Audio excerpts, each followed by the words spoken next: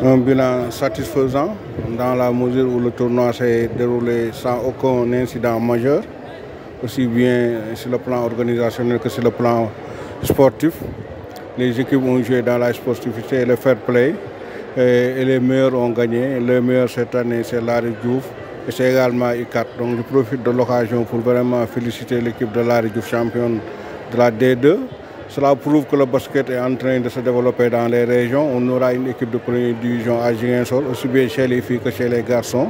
Donc aujourd'hui, si vous avez vu, il y a une équipe de Dakar, une équipe de région qui s'est qualifiée. Donc nous avons assisté également à une belle finale.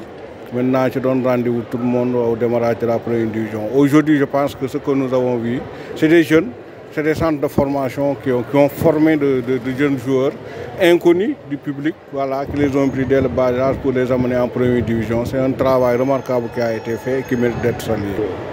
Non, pas au départ, c'est à la fin. Parce que si au départ j'avais reçu des suggestions, moi je suis ouvert à la discussion. On pourrait peut-être voir, prendre les suggestions, mais chacun n'a rien dit. Les gens ont attendu d'être éliminés maintenant pour parler et je pense que ce n'était pas la bonne méthode. Nous avions dit, chaque équipe qui était venue à jouer au minimum 3 matchs de poule. C'est ça aussi l'organisation des compétitions, des tournois, même à l'Afrobasket. La première phase c'est sur 3 matchs.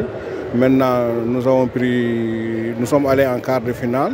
Une discussion peut-être pourrait amener à passer par les 8e de finale, mais aucune suggestion n'a été faite dans ce sens-là avant le démarrage. C'est après vraiment que les gens en ont parlé. Bon, maintenant, la prochaine fois, on verra à ce que peut-être voir comment.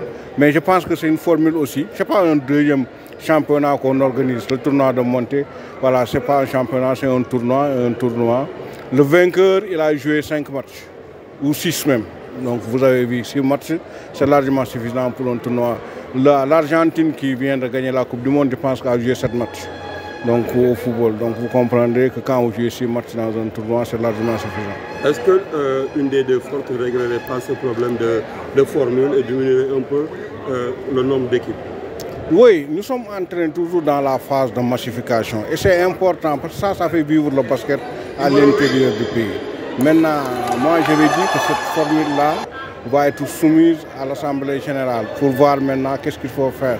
Parce qu'au-delà de la création d'une deuxième division d'élite, je pense que même la première division dans sa formule actuelle doit mériter d'être revue. Parce que pour qu'on ait au moins 8 fortes équipes qui vont se rencontrer. Mais tout cela, il faut une phase de transition et il faut discuter avec tout le monde pour trouver la bonne formule. À quand le démarrage de la première division? Le 14 janvier.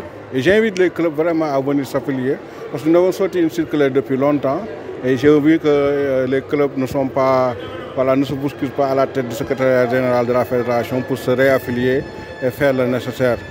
Mais je pense que le championnat il est fixé pour le 14 et il démarrera Inch'Allah le 14. Parce que ce qu'il faut, c'est vraiment essayer de terminer très tôt.